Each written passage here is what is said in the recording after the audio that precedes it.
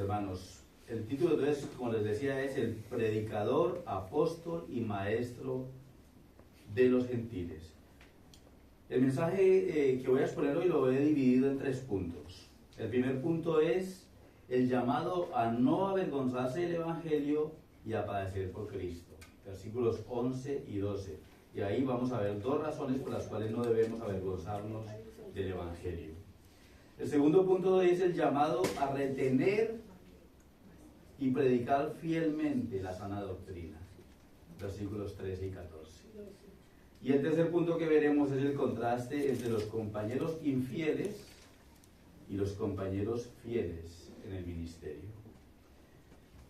Seguimos viendo el proceso del apóstol Pablo para ejercer su ministerio y cómo a medida que él va mostrando cómo el Señor ha ido trabajando en su vida para el ministerio el que ha sido llamado, él también le está traspasando esta información o esta enseñanza al joven Timoteo. Antes vimos la gratitud de Pablo a Dios por el privilegio de servir en su obra. Eso estaba en el versículo 3. Luego recuerda que la fe dada por Dios es firme, que es con poder de Dios, no es con poder humano. Es el poder de Dios para ejercer ese ministerio, esa fe. Recordándole que la salvación es una obra soberana de Dios. Y que esa obra soberana de Dios ya fue manifestada en la persona del Señor Jesucristo. Si bien Dios ya nos salvó desde antes de la fundación del mundo, porque recordemos que los creyentes hemos sido escogidos, predestinados desde antes de la fundación del mundo para salvación. Pero ¿cuándo se hizo efectiva esa salvación? Cuando el Señor Jesucristo bajó a esta tierra, se entregó en aquella cruz, como hemos celebrado la Santa Cena, pero recordemos que al tercer día resucitó. Y porque Él vive, tú y yo vivimos. Amén. Entonces, vemos que eso ya estaba escrito, ¿no? Pero se hizo efectivo en estos tiempos.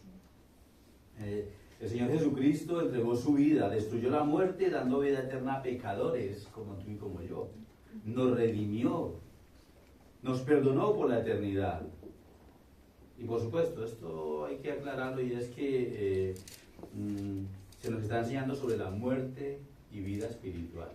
Porque estos cuerpos, hoy o mañana, morirán, serán enterrados y aquí se quedarán hasta el día de la resurrección. Pero nuestras almas están vivas por la eternidad.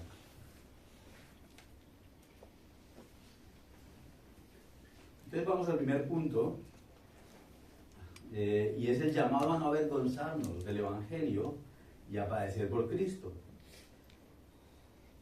Y porque hay aquí 2 razones, el por qué no debemos avergonzarnos. Y esas 2 razones son porque sabemos en quién hemos creído. Y la segunda razón es porque tenemos la seguridad de la salvación. Dice el versículo 11 y 12, del cual yo fui constituido predicador, apóstol y maestro de los gentiles, por lo cual asimismo padezco esto, pero no me avergüenzo, porque yo sé a quién he creído, y estoy seguro que es poderoso para guardar mi depósito para aquel día. Lo primero que vemos es a Pablo enseñándonos claramente que su ministerio viene dado por Dios. Él no se autoproclamó maestro ni apóstol, no. Dice que él fue constituido, fue puesto. ¿Por quién? Por Dios mismo. Fue escogido, fue preparado, fue confirmado, no solo como predicador, sino como apóstol y maestro, como representante de Dios ante los gentiles principalmente. Y entre los gentiles estamos tú y yo. Porque la diferencia es que no somos judíos. Entonces es para nosotros también. Veamos de manera un poco más desglosado este versículo y qué implicaciones tienen cada uno de estos dones y oficios dados por Dios. Bueno, la palabra constituido significa puesto o nombrado por una autoridad superior. En este caso, Pablo fue establecido por la autoridad divina, por el mismo Señor Jesucristo. ¿Y dónde podemos certificar que ese llamado fue así?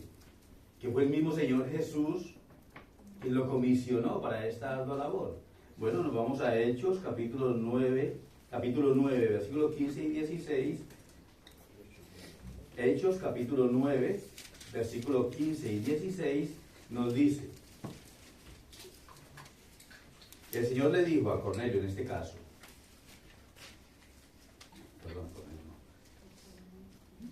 Hechos 9, 15 y 16 dice: el Señor le dijo, ve, porque instrumento escogido me es este, para llevar mi nombre en presencia de los gentiles, y de reyes, y de los hijos de Israel, porque yo le mostraré cuánto le es necesario padecer por mi nombre. Entonces aquí vemos claramente, fue Jesucristo quien lo comisionó. Recordemos que el contexto aquí nos está hablando cuando tuvo ese encuentro personal con Jesucristo en el camino a Damasco. Y luego dice que el Señor le quitó la vista. Y luego envió a un siervo a que le pusiera las manos y orara por él. Y esto es lo que le está diciendo. Instrumento escogido me es este. ¿Quién lo escogió? El mismo Señor Jesucristo. ¿Para qué? Dice, para llevar mi nombre en presencia de los gentiles, y de reyes, y de los hijos de Israel. Y aquí vuelve y dice, es necesario padecer por mi causa, por mi nombre. Los cargos o responsabilidades que Dios le dio a Pablo, según este texto, son predicador. ¿Qué es un predicador? Bueno, según la Real Academia Española, es una persona que predica o divulga una doctrina religiosa o una idea. Pero el significado bíblico que nos da el griego es diferente. Es kerux, y dice, es un heraldo, es un pregonero de la verdad divina. Amén. Ese es un maestro en las Escrituras. Un heraldo, un pregonero de la verdad divina. Y John Stott lo define de una manera más clara y sencilla. Dice, es un servidor, el más humilde de todos, encargado de administrar y de dar a conocer la voluntad revelada de Dios en las Sagradas Escrituras. Ese es un predicador. Apóstol es un enviado. Y designa a aquel que fue comisionado particularmente por Cristo para dar testimonio autoritativo de su persona y de su obra. Es muy importante este punto. Es aquel que fue comisionado particularmente ¿por quién? Por Cristo. Por Cristo. Por eso es que debemos tener claro que hoy no hay apóstoles. Hay por ahí en muchos sitios donde se están levantando supuestos apóstoles. Hoy en día hay quienes están tratando de restaurar la posición del apóstol, y ese es un movimiento muy peligroso. Hay quienes reclaman el oficio del apóstol buscando autoridad igual o al menos que compita con la autoridad de los 12 apóstoles. Pero no existe absolutamente ninguna evidencia bíblica que apoye esa interpretación de la función del apóstol. Y esto más bien encaja, cuando vemos que se levantan hoy en día esos falsos apóstoles, esto más bien encaja con lo que nos dice 2 Corintios 11:13. Porque estos son falsos apóstoles, obreros fraudulentos, que se disfrazan como apóstoles de Cristo. Esos son los que hoy en día se hacen llamar apóstoles. Recordemos que también Satanás se disfraza como ángel de luz. Así que, como dice el versículo 15, no es extraño si también sus ministros se disfrazan como ministros de justicia, cuyo fin será conforme a sus obras. Por lo tanto, cuidado con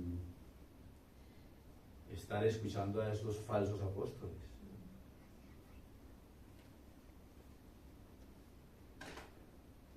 Luego, la palabra maestro, el diccionario de la lengua española dice que es una persona que enseña una ciencia, un arte, u oficio o tiene título para hacerlo.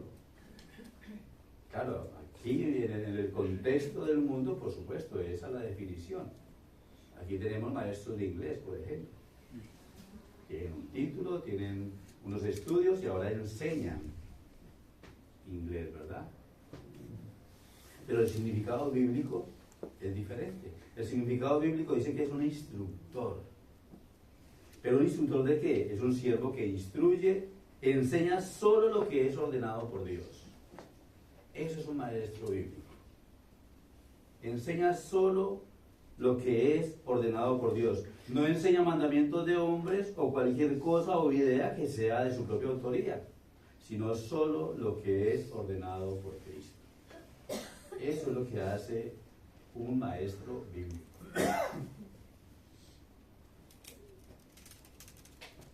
Por lo tanto, entendiendo ya el significado de cada uno de estos oficios, podemos decir que Pablo fue escogido y designado por Dios en la persona de Jesucristo para servir a los gentiles, dando a conocer el glorioso evangelio, las buenas nuevas de salvación, testificando de la persona y obra de nuestro Señor Jesucristo, con el cual tuvo ese maravilloso encuentro personal en el camino a Damasco, donde fue constituido predicador, apóstol y maestro. ¿Para qué? Para enseñar, para instruir, para capacitar a los gentiles en toda la inerrante palabra de Dios, de la cual hoy nosotros somos beneficiarios. Claro, ¿qué enseñaban hasta ese momento? Lo que el Señor ya les había revelado. ¿Qué enseñamos nosotros hoy? Lo que ya está revelado. No hay nuevas revelaciones, ya toda la revelación está aquí. Pero en los tiempos de Pablo, de Timoteo, sí se estaba escribiendo. Seguimos avanzando y vemos cómo el apóstol Pablo sigue instruyendo al joven Timoteo, ¿no? Recordándole el costo de seguir a Cristo y sus enseñanzas. Dice el versículo 12, por lo cual asimismo padezco esto, pero no me avergüenzo, porque yo sé a quién he creído. Y estoy seguro que es poderoso para guardar mi depósito para aquel día. Es decir, por causa del ministerio que estaba ejerciendo o que le fue dado a Pablo, por su obediencia, por su entrega a la verdad, a Cristo, padece lo que padece. Y alguien que quizás no conozca muy bien la Biblia o quizás no la haya leído todavía completa, quizás se pueda preguntar, pero bueno, ¿qué es lo que padece Pablo? ¿O qué fue lo que padeció? Y en el contexto más inmediato que estamos viendo, recordemos que Pablo en ese momento estaba en una prisión en Roma. Y las prisiones de Roma no son los hoteles que tenemos hoy en día en Europa. No, las prisiones en Roma eran mazmorras, húmedas, frías, malolientes, oscuras. Eso es padecer. Pero si lo vemos en el contexto más amplio, nos podemos ir, por ejemplo, a 2 Corintios 11, del 23 al 28. Y ahí nos encontramos que fue azotado sin número. Estuvo en cárceles, no sabemos cuántas. Dice, en peligros de muerte, muchas veces, no una sola vez. Fue apedreado, dice que 3 veces fue apedreado. Dice que padeció naufragio.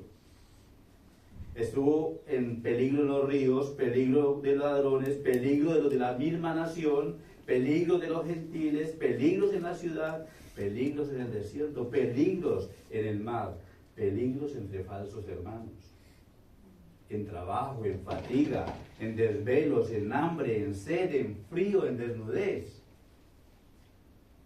Y sobre todo, había una carga que consumía a Pablo. Y era la preocupación por todas las iglesias.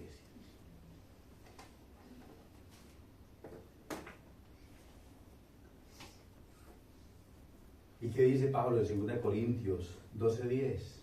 Dice, por lo cual, por amor a Cristo me gozo en las debilidades, en afrentas, en necesidades, en persecuciones, en angustias. Porque cuando soy débil, entonces soy fuerte. En la carne somos débiles.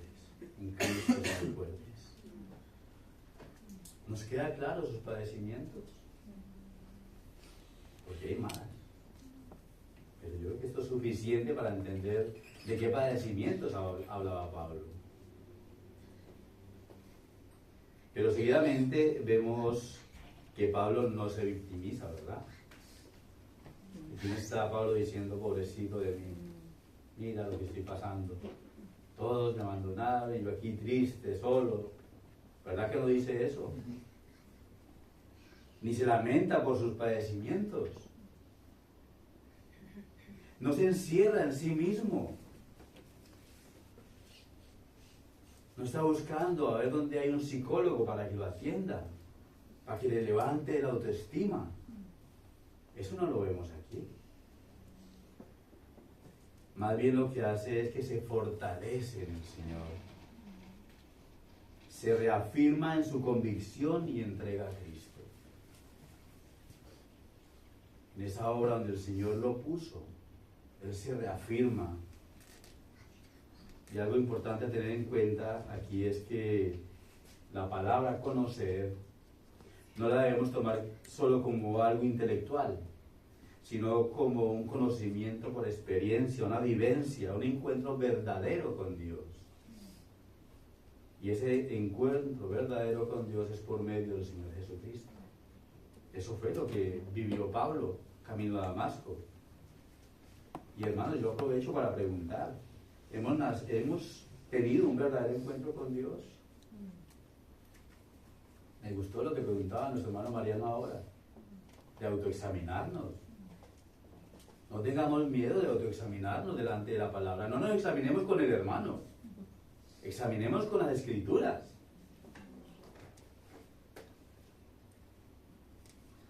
Y por eso digo, ¿hemos tenido un verdadero encuentro con Dios?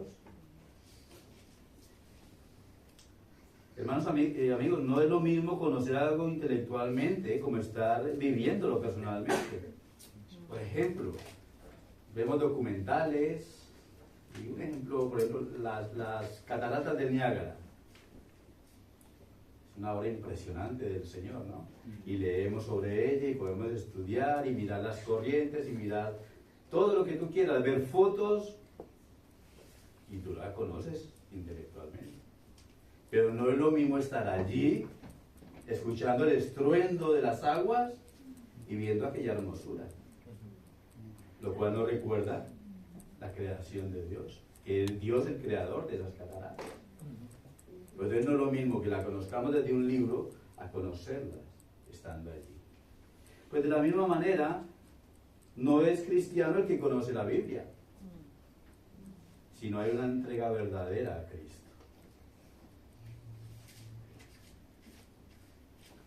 El cristiano no es creyente por conocer su Biblia o por reunirse cada día aquí. El cristiano es cristiano porque hay un arrepentimiento verdadero y hay una fe genuina en el Señor Jesucristo. Y eso se va a notar. Eso se va a notar en la vida. Porque todos nosotros venimos de donde venimos, cómo éramos, pero cómo el Señor nos tiene ahora.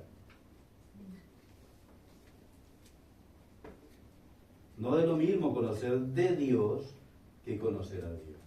Y eso es lo que nos está diciendo aquí este texto. Parafraseando este versículo, Pablo estaría diciendo: no me importa lo que padezca por causa de mi Señor. Yo estoy seguro en quien he creído. Por lo tanto, no me avergüenzo de Él. Estoy seguro que la obra que empezó en mí, la terminará hasta el final. Amén. Hermanos, Él guarda nuestro depósito, nuestra vida espiritual, hasta el día final. Eso es una promesa del Señor. Nos dice Filipenses 1:6, estamos persuadidos, estando persuadidos de esto, que el que comenzó en vosotros la buena obra, la perfeccionará hasta el día de Jesucristo. Mis hermanos, estamos seguros. Dice una cita de Spurgeon, dice: conócete a ti mismo, dijo el filósofo pagano. Eso está bien, pero ese conocimiento solo guiará al hombre al infierno. Eso es lo que usan los psicólogos, ¿no? Conócete a ti mismo, levanta tu autoestima. Eso es lo que hacen. Y eso es lo que hace el filósofo pagano. Conócete a ti mismo. Pero esto solamente te va a llevar al infierno. Conoce a Cristo, dice el filósofo cristiano. Conócelo y entonces te conocerás a ti mismo. Y esto ciertamente los guiará al cielo. Porque el conocimiento de Cristo es conocimiento de salvación. ¿Ves la diferencia? No es conócete a ti mismo, conoce a Cristo. Y así te vas a conocer a ti mismo. Y vas a entender de quién dependes, de quién dependemos.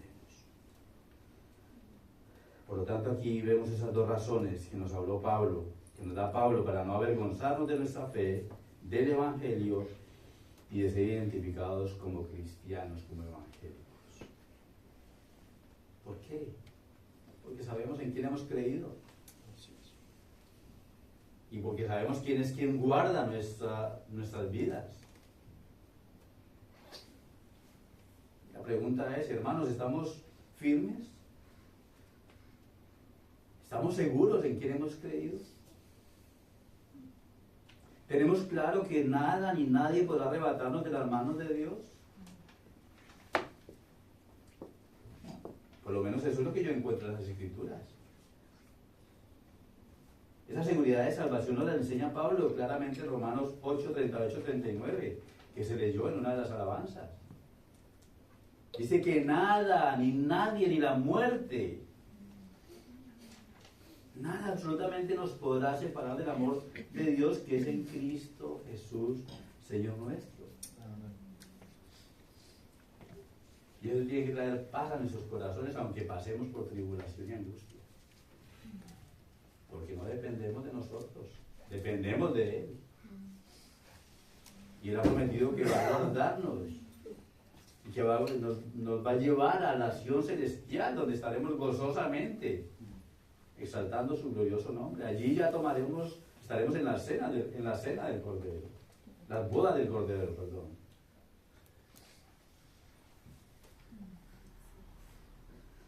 Vamos al segundo punto, y es el llamado a retener y predicar fielmente la sana doctrina.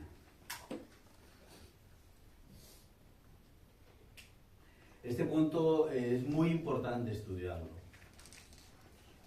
ya que es muy evidente, lamentablemente, que en un sector importante de la Iglesia se ha abortado el propósito de Dios. Ha cortado el compromiso serio con la palabra de Dios. Son pocas las iglesias que se dedican a enseñar, a trazar correctamente las Escrituras, la sana enseñanza. ¿Cuántas veces escuchamos enseñanzas por internet hoy que tenemos todos los medios disponibles? Enseñanzas de supuestos canales cristianos con mensajes que no tienen nada que ver con la sana palabra.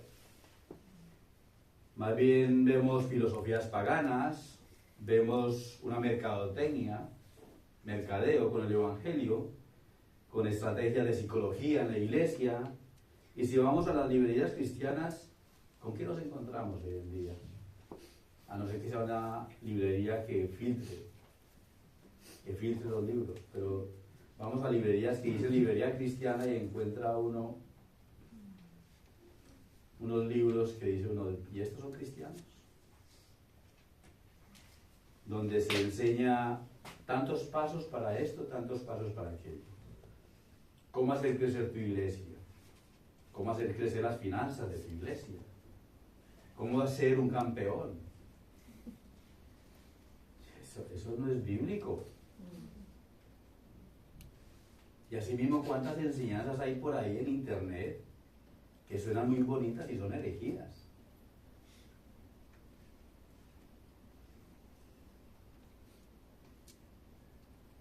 Entonces debemos tener mucho cuidado. Cuando el creyente se enfrenta a ese tipo de metodologías, no nos queda más nada, hermanos, que regresar a la palabra del Señor. Como dice el Salmo 19:7, la ley de Jehová es perfecta. La palabra de Dios es perfecta. Significa que es completa, es suficiente, cumple su propósito pleno y por esa razón convierte el alma. Y meditaba anoche, precisamente, meditaba un poco en este texto, repasando la predicación, y daba también gracias a Dios porque justamente este año, a nivel de España, la mayoría de conferencias que se van a dar tienen que ver con la sana doctrina. Por ejemplo, nuestro retiro en 15 días. ¿Cuál es el tema principal de nuestro retiro? La suficiencia de las Escrituras en la vida del creyente. Luego tenemos otra conferencia en Caminando por Fe, del hermano Juan Manuel Vaz, y esa es la Biblia sobre todo. Y en el Auditorio Betel de Madrid hay otra conferencia que es la Biblia, la palabra de vida. Y tanto en Barcelona como en Madrid va a estar exponiendo Sujel Michelén y el seminario latinoamericano, con Noé Acosta y con otro hermano. Pero ves, me da gozo porque se están enfocando en lo que se debe enfocar, en la Biblia, en la palabra de Dios. Y es necesario que estos estudios se den, que estas conferencias se den, que nos animemos los unos a los otros ¿a qué? A volver a las Escrituras, porque es en ellas donde está la verdad. No es en el predicador, por muy bonito que hable, por muy carismático que sea, porque le caiga muy bien a la gente, porque tenga muchos seguidores en los canales de YouTube o de lo que sea. No. Debemos buscar la verdad, atesorarla. ¿Y dónde la encontramos? En la Biblia, en la palabra de Dios. Por lo tanto, un maestro, un pastor en una iglesia, lo único que necesita es abrir este libro. Previamente, por supuesto, estudiado. ¿Y cómo lo estudiamos? Lo estudiamos en dependencia del Espíritu Santo, en oración. Porque cuando estamos preparando un mensaje, no es, bueno, vamos a ver qué sacamos de aquí. No, hay que orar, Señor, muéstrame qué es lo que debo exponer esta mañana. Guíame, porque soy torpe, porque te necesito, porque necesito que tú hables. Y eso es lo que tiene que hacer un maestro, un pastor, en oración. ¿Para qué? Para que el fin de semana, cuando vaya a entregar el mensaje, la iglesia sea fortalecida, sea edificada, y el nombre del Señor sea exaltado y glorificado. No es, ay, qué bonito predicó fulanito. No, ¿qué dijo? ¿Es bíblico lo que enseñó? Pues si es así, amén. Si no es así, hay que corregir. Y si hay un incrédulo, que éste venga al conocimiento del Evangelio. Tenemos que regresar a la Biblia, no podemos hablar de estrategias. Ninguna estrategia es válida. Lo que tenemos que hacer es exponer lo que el Señor dice en su palabra. Esa es la mejor estrategia.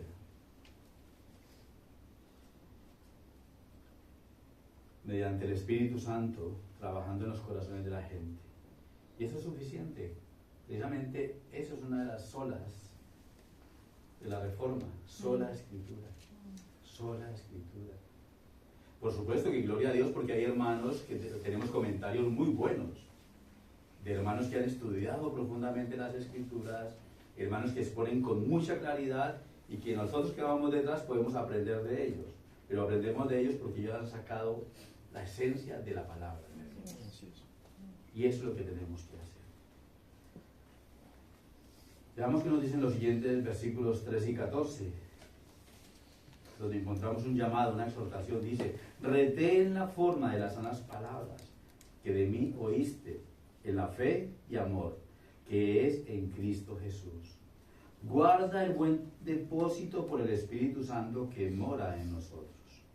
Lo primero que nos encontramos aquí es la palabra retén la forma, cuyo significado es poseer, conservar y seguir un prototipo, un modelo dejado, en este caso el modelo dejado por Dios. ¿Cuál es el modelo dejado por Dios? Su palabra, la Biblia. Y claro está que para retener, conservar algo, lo primero que debemos es haberlo recibido. Porque ¿cómo vamos a retener algo que no tenemos? En este caso, tanto Timoteo como nosotros somos llamados a retener la palabra de Dios, la sana doctrina, la sana enseñanza, la cual si somos cristianos ya la hemos y la estamos recibiendo. Hoy estamos recibiendo palabra de Dios. Ayer estuvimos estudiando el discipulado, estábamos recibiendo palabra de Dios. Tenemos predicaciones, estudios, estamos recibiendo constantemente ese buen alimento. Y el llamado a Timoteo y por derivación a nosotros es a seguir las enseñanzas según el modelo establecido por Dios, manteniéndonos fieles y firmes en la sana enseñanza, las enseñanzas con las cuales Pablo ha estado instruyendo y modelando con su ejemplo a Timoteo. Es lo que Pablo ha estado haciendo aquí. Y eso es lo que nosotros intentamos exponer, lo que dicen las Escrituras, aún con esas imperfecciones. Entonces, hermanos, retenemos, guardamos, protegemos aquello que es importante, ¿verdad? Un buen recuerdo, quizás una joya, guardamos, protegemos nuestro matrimonio, nuestro hogar. Entonces, si somos cristianos, si somos creyentes, se supone que amamos a Dios. Y si amamos a Dios, amamos su palabra. Y si amamos su palabra, yo me expongo constantemente a ella. Lo que decíamos ahora, ¿no? El tal San Valentín. Eso es comercio. El Día del Padre, el Día de la Madre, todo eso es comercio. ¿Acaso nuestros padres dejan de ser padres el resto del año? ¿O acaso yo dejo de amar a mi esposa el resto del año? Ahora, tú amas a Cristo, tú amas a Dios, ama su palabra. Y si la amas, ¿qué vas a hacer? Vas a consumirla, te vas a empapar de ella, la vas a guardar y la vas a obedecer. Y no como nos parezca mejor, sino según lo que Dios ha dejado escrito. Dice Juan 14:15, si me amáis, guardad mis mandamientos. Si me amáis, guardad mis mandamientos. Y como ya hemos visto en otros mensajes, hay que prestar mucha atención. Hay que darle importancia a lo que leemos y escuchamos. Hermanos, hay que darle importancia a lo que leemos y escuchamos. Por eso encontramos varios textos que nos advierten sobre ello. Vamos a ver algunos ejemplos en esta misma carta, estas cartas de Timoteo. Primera de Timoteo 1:10 nos dice que la ley es contra los que se oponen a la sana doctrina. Primera de Timoteo 6:3 dice que si alguno enseña otra cosa y no se conforma a las sanas palabras de nuestro Señor Jesucristo, que dice que está envanecido, nada sabe y delira. Segunda Timoteo 4:3 dice que vendrán tiempos donde cuando no sufrirán la sana doctrina, sino que teniendo comezón de oír, se amontonarán maestros conforme a sus propias concupiscencias, sus propios pecados, porque buscan lo que les están ofreciendo en esos sitios, pero no es la sana enseñanza. Hoy en día se amontonan, tenemos mega iglesias donde lo que se predica es prosperidad, milagros, visiones, y la gente corre tras de eso, porque es que eso es lo que quieren, lo que buscan. Pero sí dice que se amontonarán. Por lo tanto, nuestra prioridad debe ser escudriñar la palabra de Dios.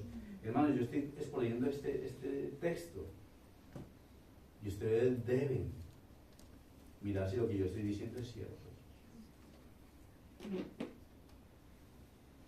Ya que no todo lo que se escucha hoy día o se lee de diferentes llamadas iglesias es sana enseñanza. Pero pues digo, hay quienes hablan de sueños, visiones, profecías, milagros, prosperidad, apóstoles. Debemos tener discernimiento para el cual debemos pedirle una oración al Señor, como nos dice Santiago 1:5. Si alguno de vosotros tiene falta de sabiduría, pídala a Dios, el cual da a todos abundantemente y sin reproche, y le será dado. Exponernos constantemente a la palabra de Dios. En oración, debemos leer, meditar, tener comunión en lo que estamos haciendo hoy aquí.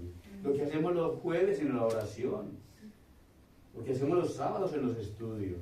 Cuando las hermanas se reúnen a estudiar, a alimentarse de la palabra de Dios. Cuando los varones nos reunimos, no nos reunimos a contarnos chistes, nos reunimos a estudiar la palabra.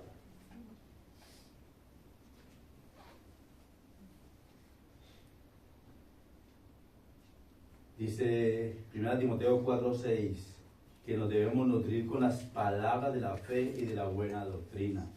Tito 1:9 nos dice que debemos ser retenedores de la palabra fiel tal como ha sido enseñada.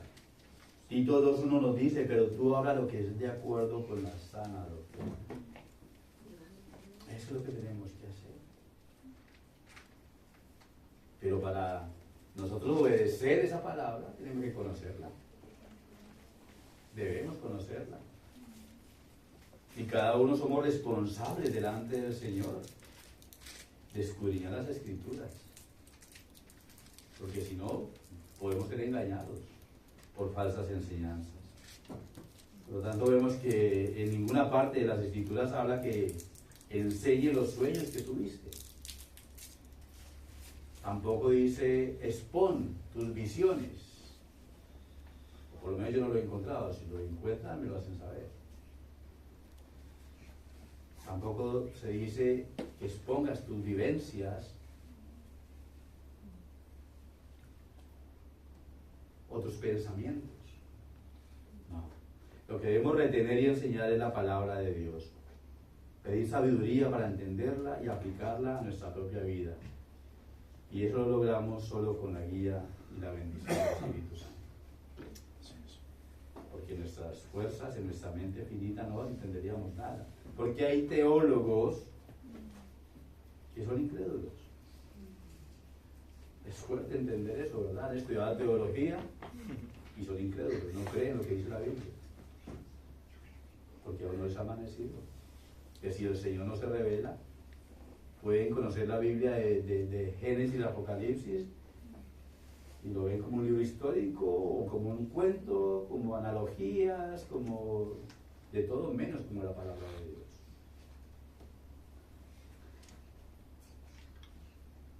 Entonces, hermanos y amigos, esta palabra es la única forma, el único modelo para exponer, porque es suficiente, porque es inspirada por Dios, porque es inerrante y porque es autoritativa.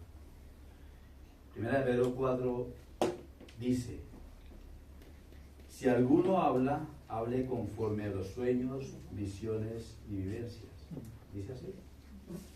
Espero que no van a decir amén. No, dice, si alguno habla, hable conforme a las palabras de Dios. Si alguno ministra, ministre conforme al poder que has conseguido. ¿Verdad que no dice así? Si alguno ministre, ministre conforme al poder que Dios da, para que en todo sea Dios glorificado por Jesucristo, a quien pertenecen la gloria y el imperio por los siglos de los siglos. Amén. Así que cuidado con torcer las Escrituras. Cuidado. Y con lo que le decimos amén. Podemos decirle amén a todo lo que escuchamos. Si no somos claros, si no tenemos claro lo que alguien ha dicho desde un púlpito, no digamos amén. Ahora, si lo tenemos claro, por supuesto. Así es. ¿Cómo debería retener las sanas palabras? Bueno, las sanas palabras de Timoteo, que Timoteo y nosotros hemos oído del apóstol Pablo, se deben retener y enseñar en la fe o en la confianza hacia Dios, no en nosotros. y el amor que es en Cristo Jesús. En otras palabras, todo lo que sabemos, todo lo que conocemos, todo lo que estudiamos, lo que retenemos, tiene que llegar un momento cuando lo entregamos, lo compartimos con otros. Esa es la gran comisión. Y lo defendemos cuando se nos demande razón de nuestra fe. La palabra de Dios, la sana doctrina, debemos atesorarla en nuestro corazón, pero no solamente guardarla para nosotros, sino compartirla con otros. Hay mucha gente que desconoce la palabra de Dios, pero ahí es donde hace falta que un creyente fiel la enseñe. ¿Y cómo la debe enseñar? Con amor. Por ejemplo, llamando a los incrédulos al arrepentimiento. ¿Cómo? ¿Con altanería? ¿Con soberbia? No. Sino con amor. Por eso, pero eso no significa que cuando hablamos con amor la palabra de Dios, eso no significa que evitemos decir la verdad. Pero sí dice la palabra del Señor, debemos hablar la verdad en amor. Se debe predicar la sana enseñanza en el amor de Cristo. Debemos enseñar estas verdades también a creyentes inmaduros. Porque cuando iniciamos en el Evangelio necesitamos tutores, necesitamos hermanos más maduros que nos guíen en la palabra. Porque muchas veces también se ha aprendido mal. Y debemos hacerlo nuevamente como en el amor del Señor, enseñar la verdad, como dice Efesios 4:15, sino que siguiendo la verdad en amor, crezcamos en todo, en aquel que es la cabeza, esto es en Cristo. Debemos predicar la verdad en amor, aunque la verdad muchas veces por sí misma va a confrontar a las personas. Es más, nosotros cuando estamos estudiando, la palabra nos confronta, nos hace ver cuán pecadores somos. Nos hace ver que quizás no estamos tan bien como pensamos. Pero como decía nuestro hermano Mariano, debemos examinarnos con la palabra. Cuando se expone con claridad la palabra de Dios, la sana enseñanza muchas veces nos va a confrontar, pero eso no es problema, ese no es nuestro problema. Eso hace la exposición fiel de la palabra. El llamado de Pablo a Timoteo de vigilar, guardar el buen depósito por el Espíritu Santo que mora en él y en nosotros, aquí es la verdad del Evangelio. Es el Evangelio verdadero, el cual, querido hermano y hermana, ha sido depositado no solo en Pablo, en Timoteo, sino en ti y en mí.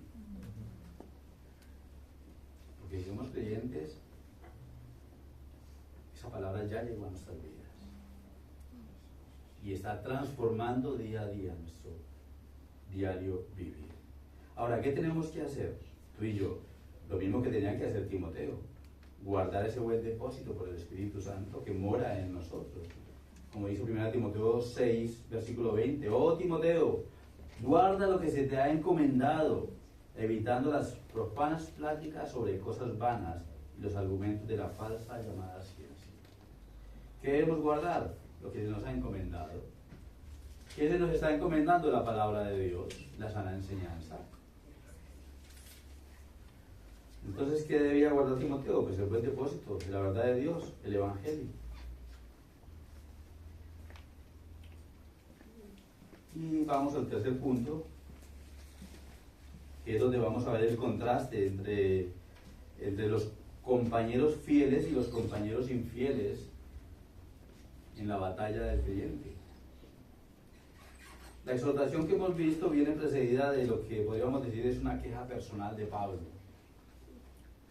sobre otros que en algún tiempo batallaron con él en Asia, pero una vez que se vieron perseguidos y a Pablo preso, le abandonaron, como nos dice en los siguientes versículos. El versículo 15 dice, ya sabes esto, y recordemos que le está hablando aquí a Timoteo, ya sabes esto, que me abandonaron todos los que están en Asia, de los cuales son Figelo y Hermógenes. Cuando Pablo estaba preso en Roma, a la espera de su ejecución, reconocía que sus verdaderos amigos eran escasos. Aquí lo podemos ver. La actitud de Figelo y Hermógenes revela que estaban viviendo una apariencia espiritual. Se identificaban como cristianos, eran colaboradores del apóstol Pablo, y su retirada, cuando lo abandonaron, constituyó una sorpresa dolorosa para Pablo. Estos, al parecer, no está muy claro, pero al parecer se apartaron de la fe, una apostasía. Aunque también hay comentaristas que dicen que posiblemente lo que no querían era asociarse con Pablo, por miedo a que también lo cayeran presos. Lo que sí tenemos que ver es que lo abandonaron. Lo abandonaron justamente en medio de las pruebas, y algo que no nos debe extrañar. Recordemos que somos llamados a ser imitadores de Cristo. Somos llamados a ser imitadores de Cristo, y junto con el llamado a la vida cristiana, a la vida eterna que nos ha dado el Señor, también somos llamados a sufrir por su causa, por nuestra fe. Por eso cuidado con esas enseñanzas que hay por ahí que no, tú ven a Cristo y se te acaban los problemas. Eso no lo dice la Escritura. Vamos a padecer por causa de Cristo, como lo decía Pablo. Dice 1 de Pedro 2:21. Pues para esto fuisteis llamados, porque también Cristo padeció por nosotros, dejándonos ejemplo. ¿Para qué? Para que sigáis sus pisadas. Pero no nos extrañe, hermanos. No debe extrañarnos cuando somos perseguidos por causa de Cristo. Cuando somos insultados, cuando nos desprecian aún en nuestras propias familias, por ser cristianos.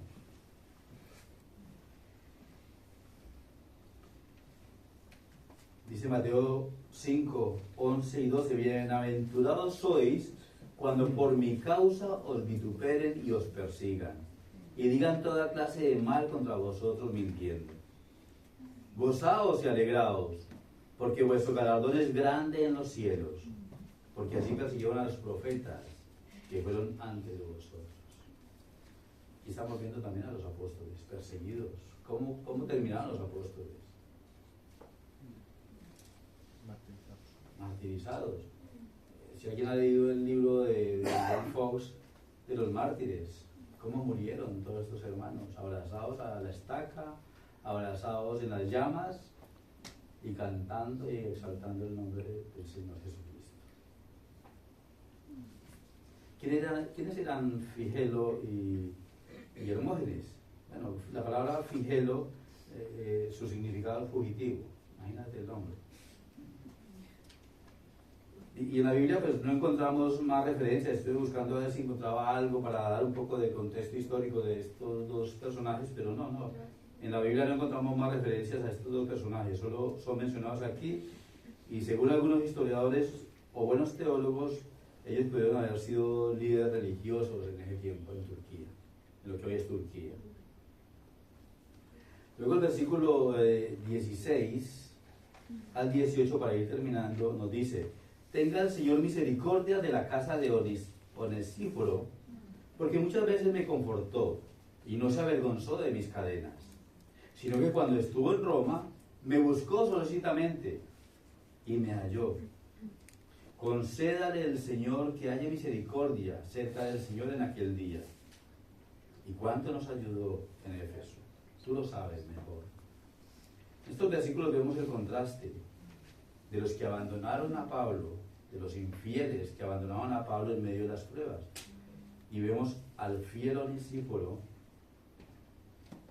que batalló con él hasta el final. Y Pablo menciona no solamente a este personaje, sino a su casa, a su hogar, como un buen ejemplo de un piadoso cristiano, que le ayudó en medio de las duras pruebas, confortándole, animándole, exponiendo su propia vida. ¿Y por qué digo exponiendo su propia vida? Porque el contexto del que estamos hablando es que en Roma, en ese momento, todo el que se identificara como cristiano era perseguido. Se le encarcelaba y aún se le daba muerte. ¿Y qué dice Onesíforo? Que lo buscó. ¿Y dónde lo buscó? No lo buscó en los hoteles. Lo buscó en las prisiones. Y al identificarse con Pablo se estaba identificando con Cristo. Eso no le importó, como nos relata aquí.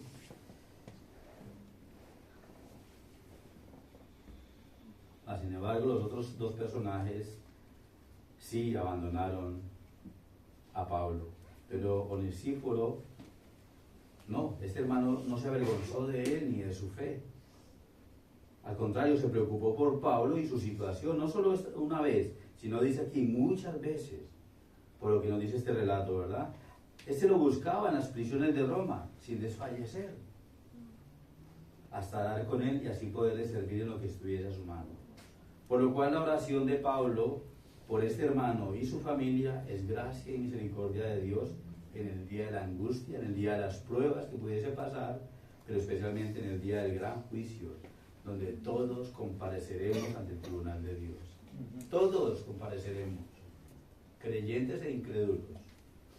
Los creyentes para la vida eterna y los incrédulos para condenación eterna.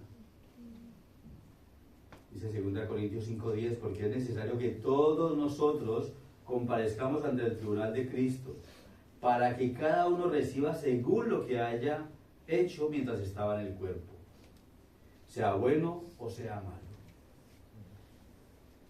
Dice Apocalipsis 20:15 que el que no se halló inscrito en el libro de la vida, dice que fue lanzado al lago del fuego. Aquel que está sin Cristo, eso es lo que le espera. Es terrible. Es terrible. Por lo tanto, el día del que habla aquí se refiere al día en que Cristo nos va a llamar a su presencia y en el tribunal de Él. Y termina Pablo recordándole a Timoteo que Onesíforo fue uno de los siervos fieles que también batallaron juntos en Éfeso. Él era conocedor de su corazón misericordioso, por eso que al parecer había ayudado también en la iglesia de Éfeso. ¿Y quién era este Onesíforo? Bueno, su nombre significa traer provecho, ser fructífero. Y solo es mencionado 2 veces en la Biblia. En 2 Timoteo, al principio de esta epístola, vemos cómo Pablo escribe una oración de bendición para él, que es el texto que estamos viendo, y luego Pablo, al final de la carta, también Pablo envía saludos a la casa de Onesíforo. Estos 2 pasajes nos dicen un poco lo que podemos saber de este personaje, y es que era de Éfeso, donde Pablo había fundado alguna iglesia.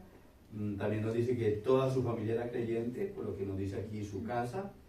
Y bueno, también dice que ayudó mucho a Pablo y a Timoteo. Es un poco lo que encontramos de Onesíforo.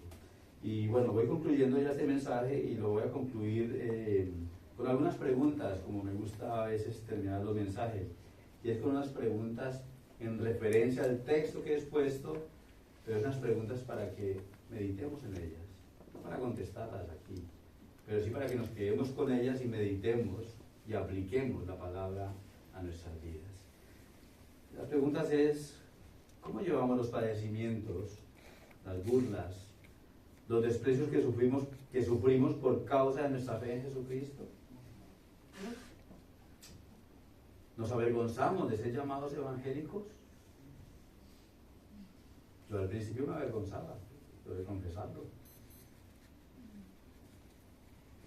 Pero si somos maduros en Cristo, si somos creyentes maduros, tenemos que hacernos esta pregunta: ¿me avergüenzo del evangelio?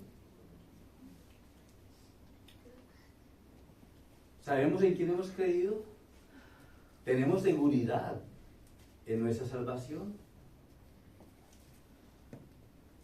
Si somos creyentes, recordemos lo que nos dice Juan 10:28, que Él nos dio vida eterna. Jesucristo nos dio vida eterna. Y dice que no pereceremos jamás, ni nadie nos arrebatará de su mano. Esa es seguridad de salvación. Otra pregunta es, ¿retenemos la sana enseñanza o nos dejamos llevar por cualquier viento de doctrina? Recordemos que es nuestra responsabilidad como creyentes de tomar un buen alimento espiritual. La responsabilidad de los pastores es exponer con claridad la palabra de Dios, la Biblia. Pero esa responsabilidad de crecer, de alimentarnos, es de cada creyente. Cada creyente debemos disponer nuestro tiempo para leer la Biblia, para meditar en ella. Si un hermano tiene una hora para poderla leer y meditar en ella, amén. Si tiene 10 minutos, aprovecha los 10 minutos. Pero que no pase un día sin tomar el alimento espiritual que tanto necesitamos. Es como el alimento físico. Si tú no te alimentas físicamente, te vuelves raquítico. Y puedes hasta morirte. Entonces no seamos raquíticos espirituales. Tomemos el alimento espiritual, que es para la vida eterna. ¿Estamos dispuestos a perseverar con nuestros hermanos hasta el final, aún en medio de las pruebas? ¿O tendemos a tirar la toalla cuando nos vemos en tribulación? Estas son preguntas que debemos meditarlas, pensarlas. Hermanos, no olvidemos el llamado de Dios a retener y a conservar el buen depósito que Dios ha dejado en nuestra vida. Defendamos la verdad. El llamado a contender ardientemente por la fe, a batallar por la verdad, esa verdad que nos ha hecho libres. Estudiemos la palabra, meditemos la palabra, defendámosla, guardémosla, mantengamos ese buen depósito por el Espíritu Santo que mora en nosotros. Y el ánimo, hermanos, es que ese llamado como iglesia debemos perseverar, mantenernos en esa misma línea, fortalecernos entre nosotros y luchar y defender la verdad en conjunto, mutuamente. ¿Para qué? Para que así todos los que vienen sepan que queremos conformarnos a las sanas palabras de nuestro Señor Jesucristo. De que no estamos simplemente esperando a ver que este local se llene y buscar uno más grande. No. Si así es, gloria a Dios. Pero que sean verdaderamente hijos de Dios. Que realmente haya ese celo por la palabra, ese amor por Cristo. Y eso se va a reflejar en nuestros hogares, en nuestra vida diaria, con nuestros trabajos, estudios. Y eso va a repercutir en la iglesia. Y para aquellos que aún están sin Cristo, cualquier persona que aún no tiene el Espíritu Santo en su vida, tenemos que decirle lo que dice la palabra del Señor: no tienes a Dios. Como lo dice Romanos 8:9. La Biblia dice que Él manda a todos los hombres en todo lugar que se arrepientan de sus pecados. Como dice Hechos 17:30. Sea cual sea la condición, la vida que tienes, la Biblia dice que el hombre está totalmente separado de Dios si no cree en Cristo. Entonces nuestro llamado a cualquier persona que aún no tiene a Cristo es: ven a Cristo, arrepiéntete de tus pecados, cree en el Señor Jesucristo como tu Señor y Salvador y tendrás vida eterna. Desde ya la puedes disfrutar. De lo contrario, estás expuesto porque ahora salimos de este local. Y si tú no tienes a Cristo y llega a suceder una tragedia y no te da tiempo a arrepentirte, lo que te espera es condenación. Esto no es por asustarte, es por advertirte y porque te amamos. Y el Señor le bendiga, hermanos. Amén.